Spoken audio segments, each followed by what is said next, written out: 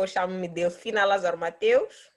Sou bibliotecária, como sabem, né? Mais professora do que bibliotecária, mas quando tenho tempo, exerço também a minha profissão de bibliotecária. Para além de ser professora ou docente, agora estou como coordenadora do curso de licenciatura em biblioteconomia. Sou doutoranda em bibliotecas, arquivos e documentação no entorno digital na Universidade Carlos III de Madrid, em Espanha. E também trabalho em algumas consultorias como analista de dados e alguns projetos de concepção de bibliotecas mais pessoais, né? Algumas pessoas que me contactam que querem dar uma cara de biblioteca aos seus livros.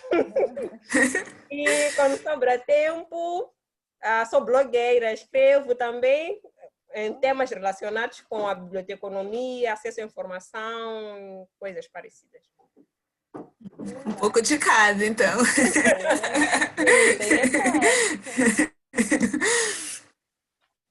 E como é que surgiu isso de você querer estudar biblioteconomia, entrar nesse mundo? Bem, quando me inscrevi para o curso de biblioteconomia, eu nem sabia que era biblioteconomia, porque no edital da universidade vinha a ciência de informação. Na altura, quando o curso foi introduzido, era designado de ciência de informação e os estudantes no terceiro ano já se especializavam ou em biblioteconomia ou em arquivística.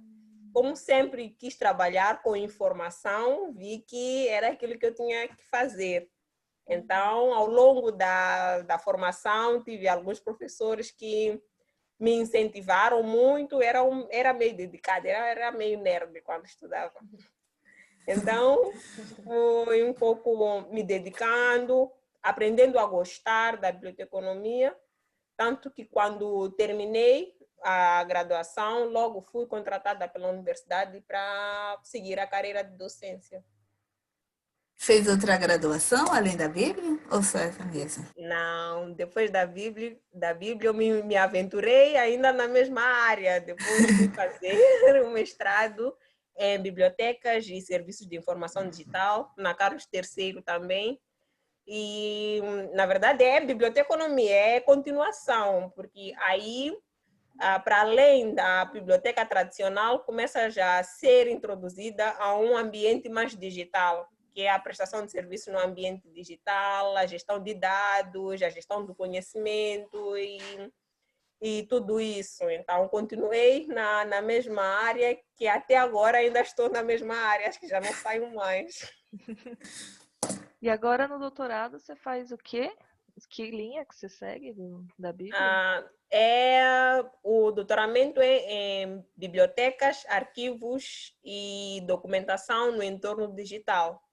Mas a minha linha de pesquisa está mais relacionada com alfabetização e literacia digital. Tanto que o meu tema de investigação é alfabetização digital de mulheres em Moçambique. A ideia é tentar construir um modelo de alfabetização digital para mulheres e adolescentes, um modelo que não só se preocupe em ensinar as pessoas a usarem o computador, mas também a saber explorar fontes de informação digital que estejam relacionados com temas que podem resolver suas situações ou seus problemas sociais. Por exemplo, a questão da rapariga tem a sexualidade, a questão da educação, o emprego, o empreendedorismo. Então, são informações que as pessoas precisam para resolver os seus problemas do dia a dia.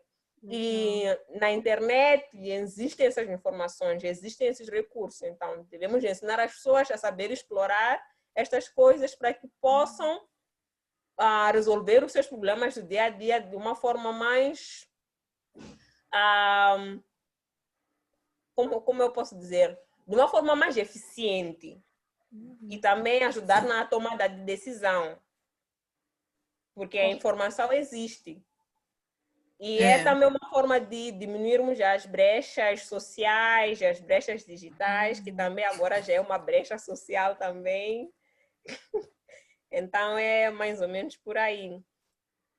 E, para além disso, vou aproveitar, porque dentro também deste doutoramento, estamos a gerir, entre aspas, estou num projeto de cooperação internacional entre a Universidade Carlos III e a Universidade Eduardo Mondlane, em que tentamos transformar este projeto de doutoramento em um projeto prático, em que vamos formando, vamos alfabetizando as mulheres em assuntos relacionados com a tecnologia.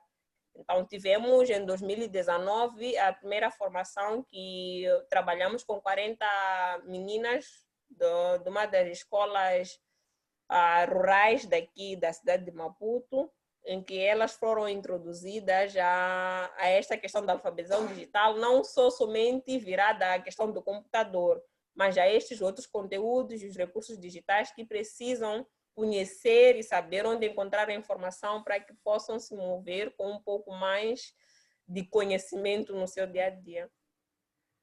Ah, que legal. Legal. Vocês já estão pondo em prática isso. Sim, já estamos. Este ano também voltamos a concorrer e o projeto foi admitido pela universidade, porque estamos a trabalhar com os fundos da Universidade Carlos III. Só que por causa da pandemia não tivemos como colocar em prática e acabamos ficando em atividades um pouco mais teóricas. Estamos agora a terminar um artigo relacionado com o doutoramento, com o projeto, e vamos seguindo em coisas que são fazíveis nesta altura. O que não pudermos, faremos quando o ambiente for favorável. Sim, sim. E como é a economia aí em Moçambique? Bem, eu acho que a área de biblioteconomia em toda a parte do mundo sofre algum estereótipo, porque muita gente pensa que ser bibliotecário é ser guardião dos livros. Então, e mal consegue se pronunciar a biblioteca, porque não é da área, nem sabe dizer biblioteconomia, né? Então, neste momento, eu considero que estamos num período de transição, em que ainda temos a biblioteconomia tradicional, socialmente e a nível do mercado enraizado, só que há uma chamada também para começarmos a olhar a própria biblioteconomia com mais contemporaneidade, que é a adição da tecnologia para a resolução dos problemas informacionais da sociedade. Então, por exemplo, o nosso currículo ainda neste período precisa ser revisto para poder contemplar esses avanços tecnológicos sociais que foram surgindo ao longo deste tempo, porque é uma área que, por causa da tecnologia, as coisas mudam de dia para a noite. Então, é preciso, neste momento, precisamos de atualizar o currículo de forma que possamos responder não só às necessidades do mercado, mas também a forma como a biblioteconomia vai se construindo em todo o mundo. Sim, que essa mudança é bem rápida, né? Sim, é muito rápida. Agora a tecnologia está a liderar a ponto de alguns países até já não chamarem de biblioteconomia, arranjarem outros nomes mais atrativos para que a própria área seja mais atraente às pessoas que deverão vir cursar esta área, né? Então, vamos avançando um pouco por aí. E a Bíblia aí em Moçambique, ela é mais nova, não é? Ela é de quando? Sim. A nível superior, a biblioteconomia foi introduzida em 2009, muito novinha ainda. 11 anos. E já tinha um curso técnico, mas a nível superior só foi introduzido em 2009, e a primeira universidade, né, a introduzir a biblioteconomia foi a Universidade Eduardo Mondlane, na Escola de Comunicação e Artes, que foi onde eu estudei. Alguns anos depois, acho que uns 3, 4 anos depois, a Escola Superior de Jornalismo introduziu também o curso de licenciatura em Biblioteconomia e Documentação. Então, ainda há muito que se caminhar na área, no país, por ser ainda uma área muito jovem, mas também é chamada a, a, a entrar dentro da mutação da área por causa da sociedade em que nos encontramos hoje, em que as coisas vão evoluindo de uma forma muito rápida. E como está o mercado de trabalho, assim, nessa área? Eu acho que o mercado de trabalho está também como a área que está em transição. Porque Tá, se né? formos a ver, muitos dos nossos estudantes que saem do curso são mais contratados para trabalhar em bibliotecas universitárias ou em instituições públicas. E se formos a ver no nosso contexto, o contexto de trabalho é muito tradicional. Sim. Então, isso acaba, de alguma forma, não permitindo que o próprio profissional se reinvente. No entanto, algumas empresas que não são necessariamente públicas ou universitárias têm adotado no seu saber fazer, no seu know-how, a tecnologia. Então, em algum momento, o estudante fica um pouco meio que no meio, tem que aprender a parte tecnológica, por mais que o nosso currículo não ofereça tanto ainda esta parte, mas deve aprender para que possa se inserir no mercado com um pouquinho mais de destrezas necessárias. Então, o mercado também ainda está também em transição de um mercado mais tradicionalista para o mais digital.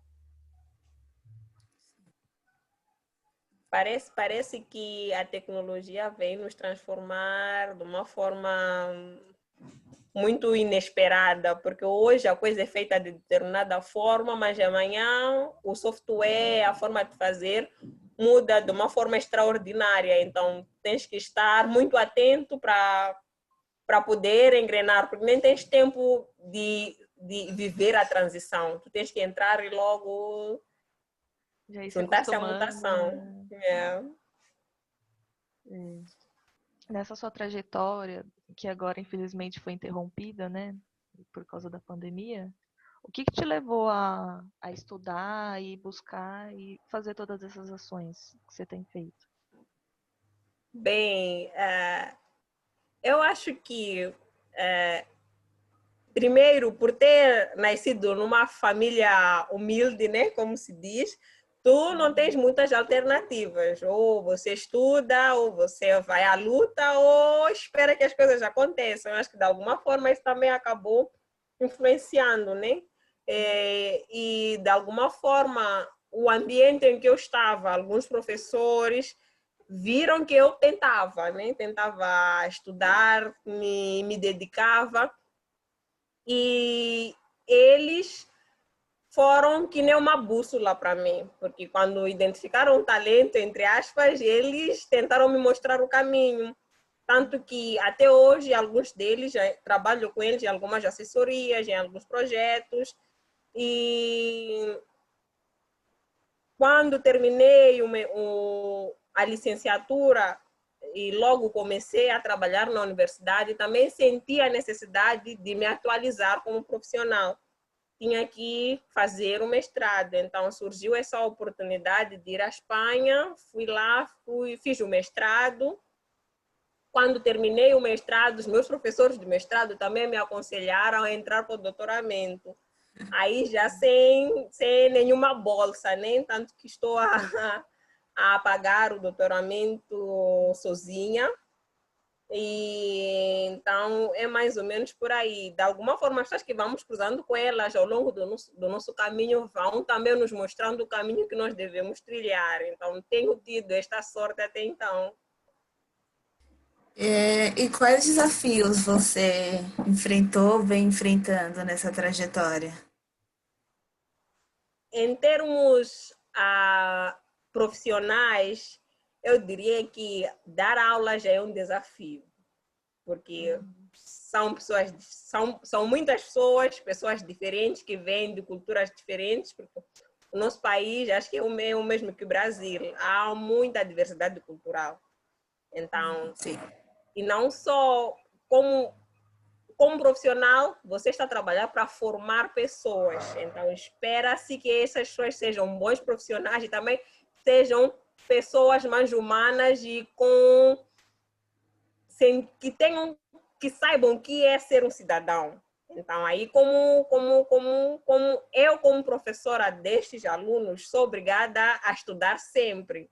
Não só sobre a biblioteconomia, mas também questões de comportamento, questões de psicologia, para que eu possa conseguir lidar com os meus estudantes. Então, enquanto professora, para mim, o principal desafio é estar sempre a me atualizar para que eu possa, pelo menos, tentar formar profissionais que possam fazer diferença na minha sociedade, na minha comunidade.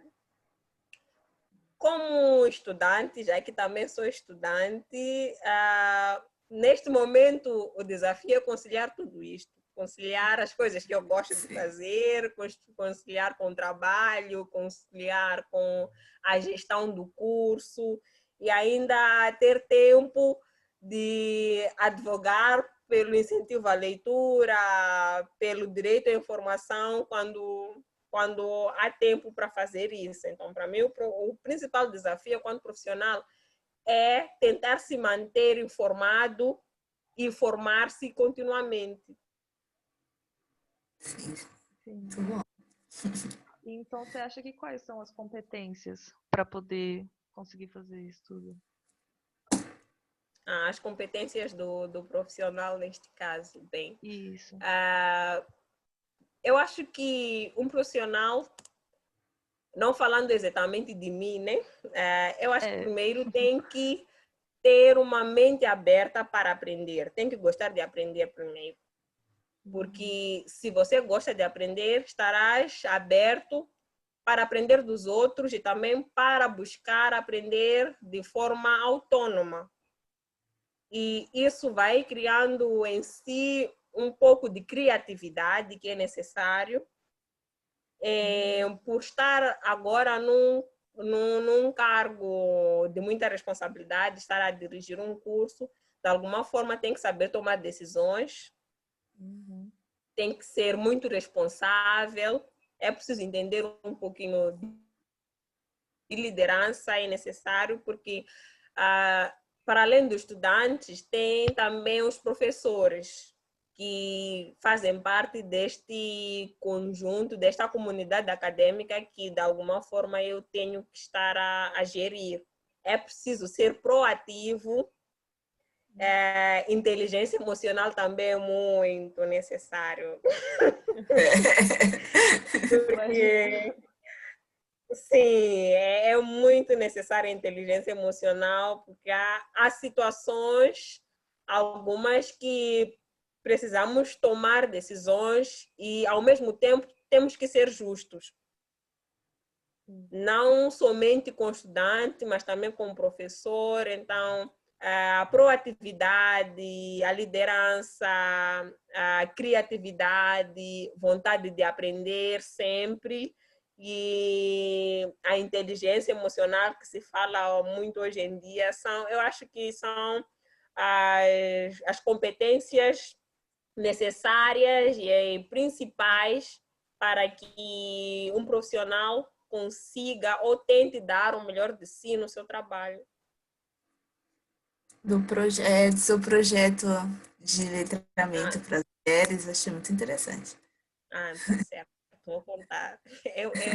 Me deixa muito entusiasmada porque estou a trabalhar com uma coisa que eu gosto muito, né? Primeiro, por causa das questões de gênero, porque há muita disparidade, né? Por causa das questões culturais, políticas entre homens e mulheres.